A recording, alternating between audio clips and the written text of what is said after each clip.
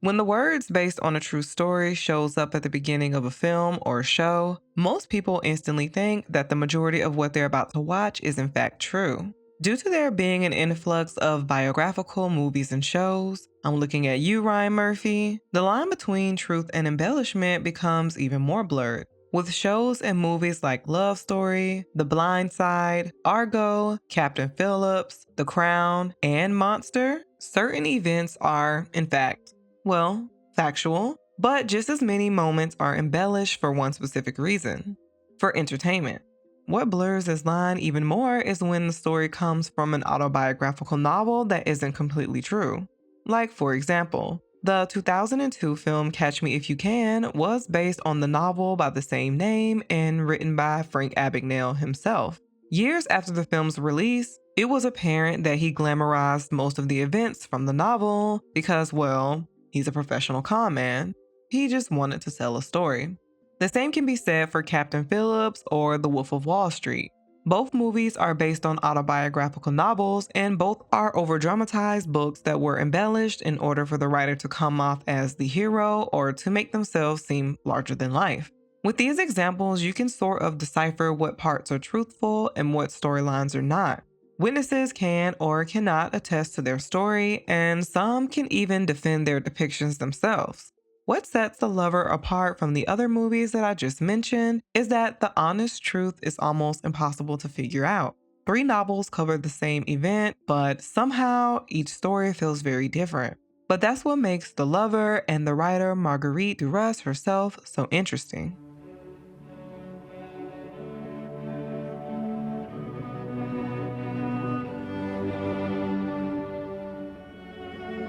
When The Lover was published in 1984, Duras had no idea that this novel would be her greatest success and biggest legacy. Being translated into 43 different languages and winning France's most prestigious writing award, the Prix Goncourt, The Lover follows Duras's controversial romance with a 27-year-old Chinese Vietnamese man during her adolescence. Meeting on a ferry traveling across the Mekong Delta, a nameless 15-year-old girl meets the lover and instantly becomes intrigued with his wealth and softness. Over the course of the film, you watch the lover fall in love and obsess over the girl, and she in turn denies her feelings for him until she permanently leaves Indochina. This becomes the moment she accepts her true feelings of love for him. Despite the story's numerous immorally wrong themes, the obvious ones, of course, the film and novel is painted as a romantic forbidden love.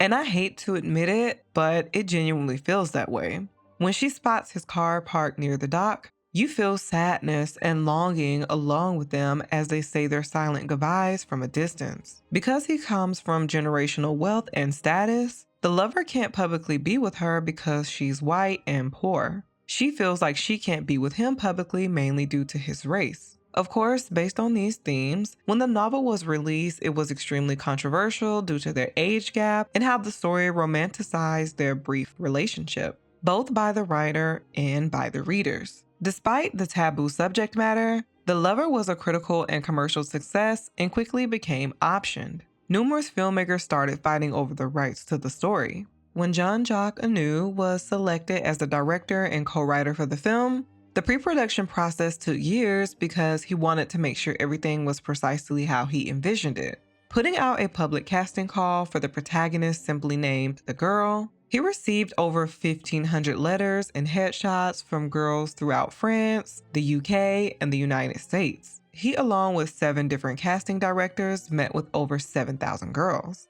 But despite having a plethora of options, he still struggled to find the right actress due to his specific requirements. The actress had to be between the ages of 14 and 17, and she also had to slightly look like a young Marguerite. He actually met Jane March, the actress who ended up winning the part, early into the audition process. But he kept auditioning her for years until he finally offered her the role. Finding the lover was also difficult as well because he wanted to cast someone culturally close to the character, but he also wanted someone very Europeanly sophisticated. His words, not mine. This is when he chose the Hong Kong-based actor Tony Leung. Casting was not the only reason. Production took almost 6 years to complete. Anu was not satisfied with Vietnam because it was underdeveloped, so he waited a few years and then circled back when he realized that no other country would work. He spent months on every detail, like focusing on a dance rehearsal for a single scene that lasts less than 2 minutes. And he even hired a mime to help March be more expressive during the dance scene. The largest issue Anu ran into was Marguerite's opposition to how her story was going to be portrayed.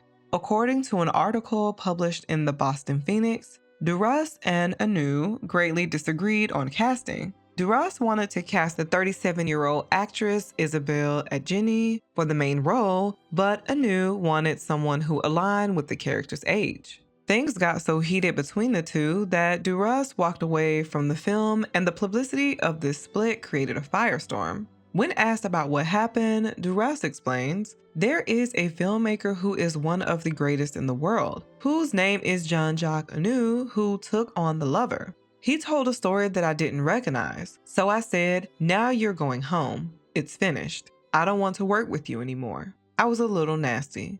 This one event set into motion the legitimacy of her story because prior to their creative separation, Duras always claimed that The Lover was completely autobiographical, but afterwards, she changed her tune. When the film was released in 1992, it received mixed reviews from both critics and audiences. The movie was praised for its cinematography and use of setting, and it received an Oscar nomination for such. Some of the criticism it received was due to the character's lack of depth and its romanticization of the subject matter. In an article written by Roger Ebert, he explains, "What do these two people really think about one another? Do they love in the romantic sense? Is each escaping from the idea of a more personal relationship? Is this a purely sexual arrangement?" At the end, as the girl leaves Saigon and her ship passes the dock, she sees the man get out of his limousine. He actually never gets out, and look at her departing ship. Years later, he visits Paris without result. What did they lose? What would have been possible between them in another world or even in this one? The film does not seem to know.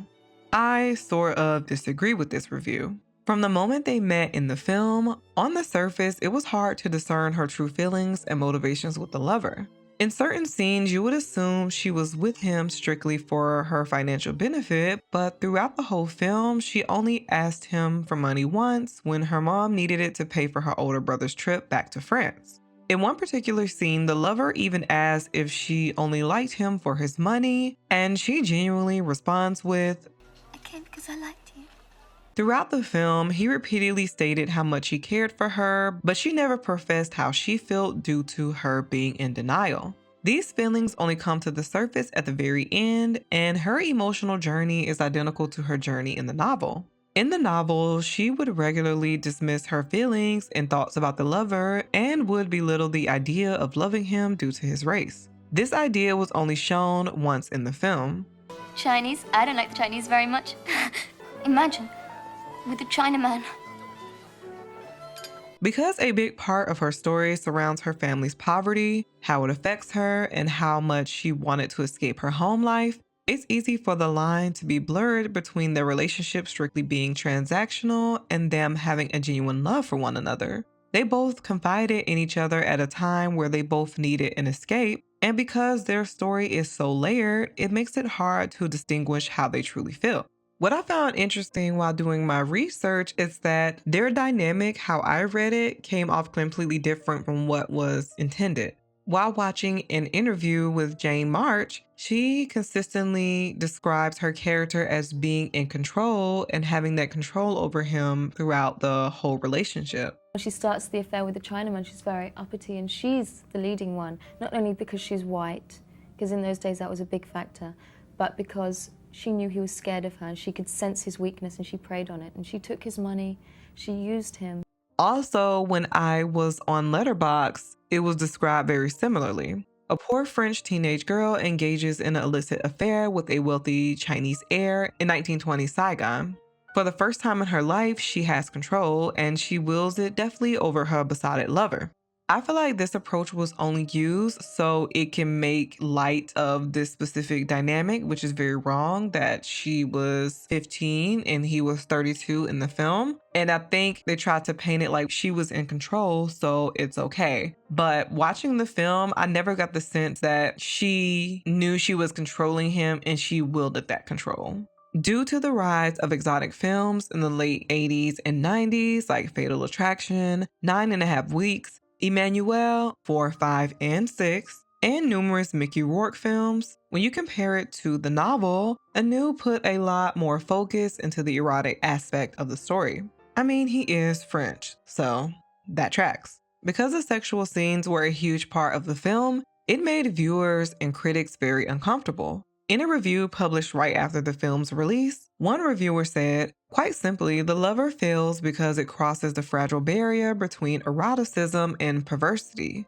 Anu's voyeuristic approach to filming this movie and exploitation of the young actress March are inexcusable. If her youthful, pigtailed appearance did not bother the Chinese man, then it certainly did not upset Anu, judging from the amount of screen time he devotes to her nude scenes. The original cut that was released in both France and the UK were so explicit that the US would only release it under the NC-17 rating. After cutting 12 minutes of erotic content, the MPAA rating was changed to rated R.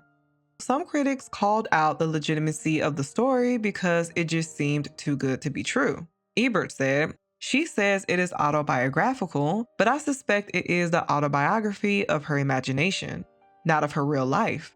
The elements in the story are the basic stuff of common erotic fantasies. Sex between strangers separated by age, race, and social convention, and conducted as a physical exercise without much personal communication." Before the film was released, Duras pushed back on the criticism and doubled down on her story's truthfulness. "I swear by it. I swear all of it. I have never lied in a book or even in my life, except to men. Never."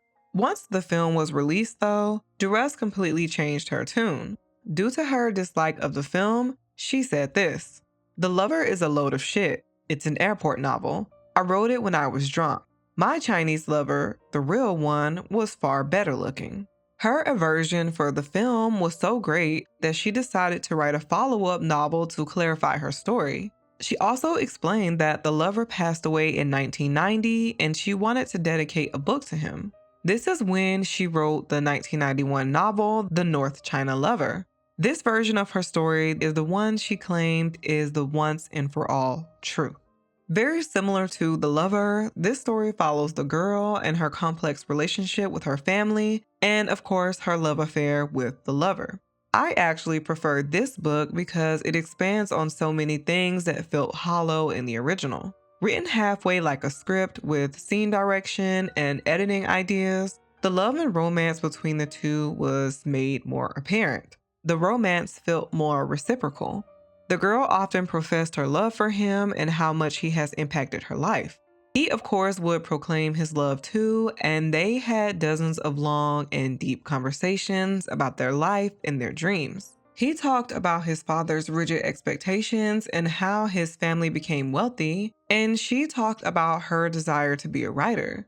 Now, don't get me wrong, these moments were in the original novel and film, but the North China Lover expanded on these conversations. Even during that initial car ride that was shown in the film, in the follow-up book, a full chapter was spent on this single conversation. They laughed and cried together as she discussed her terrible home life, and he talked about how he has limitations on what he can do in life. In the film, half the time they sat in silence, and the other half they timidly asked each other questions. This expanded version of their first interaction in the follow-up book made it more evident as to why they were drawn towards each other and how they connected. This novel also clarifies how much finances played a part in their story. The lover would take her out almost every night, consistently give her gifts, and often took her family out to eat. When her older brother Pierre racks up numerous debts, he pays it off. This was briefly mentioned towards the end of the film. Your Chinese friend. You paid off your brother's debts at the opium den. But once again, the book expanded on this. When her mother borrows money to build the seawall, the lover also pays this debt off as well. When her family packs up everything to move back to France, he pays for their trip. She also expands on her family's dynamics and describes just how terrible Pierre, her older brother, was to her and her little brother Paolo. Even though this novel greatly clarified and expanded on every part of the original novel, it also brought on confusion with her descriptions. In the original, she described his appearance as thin, not attractive, and fragile. In The North China Lover, she described him as strong, robust, handsome, and confident. Her inconsistency would continue well after this novel was published and even after her death in 1996. When being interviewed for the Le Nouvel Observateur, she said that the story of her life did not exist. Only the novel of a life was real, not historical facts. It's in the imaginative memory of time that it is rendered into life. Soon after her death, an undated notebook was discovered with her belongings. Likely written during the war, what was written was never meant to be published. In her writings, she discloses a very different version as to what happened between the lover and her. She says that he's actually Vietnamese instead of Chinese, and she also describes him as ugly due to his skin being scarred by smallpox. She says, he was much uglier than your average Vietnamese, but his taste in clothes was impeccable.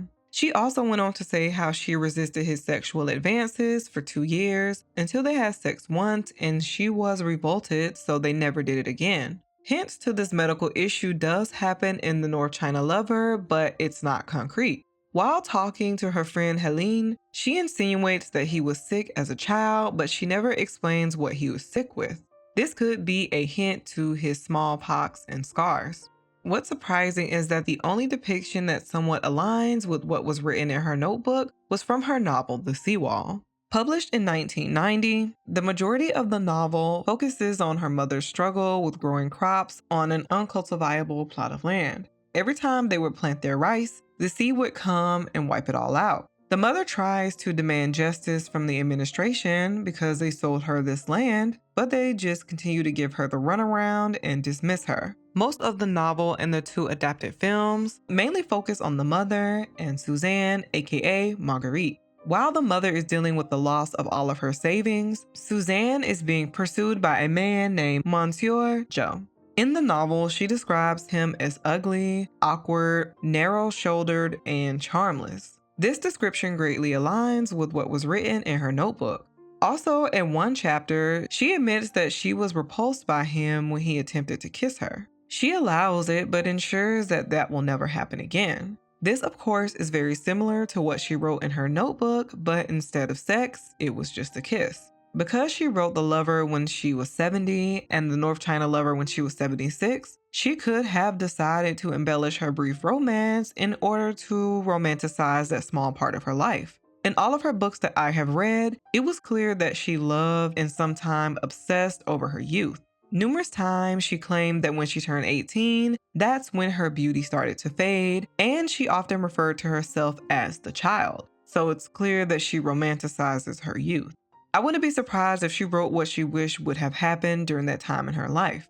Some readers have also speculated that she could have had 2 lovers, but her memories and stories continue to intertwine throughout her novels. That very well could be the case, where she had a short romance with a guy she described in the notebook and a completely separate one later in her life. So I attempted to pronounce the lover's name and I jacked it up, so I'm just going to put it on the screen, but this is his real name. He died in 1972, but Duras claimed that the lover died in 1990. This could back up the idea that there were in fact 2 lovers, or honestly that she lied about the whole thing. I'm just kidding. I don't know. Regardless of what is true, Duras became one of France's most influential writers. She published over 40 novels and wrote over 30 scripts. If you haven't seen Hiroshima Mon Amour, please watch. Beautiful film. The impact of The Lover can still be felt despite its lack of discussion in the US. It's still very popular in France and even in Vietnam. And people still refer to his home as the Lover's House. And you can actually tour his home. It's very beautiful. I've seen videos of it online.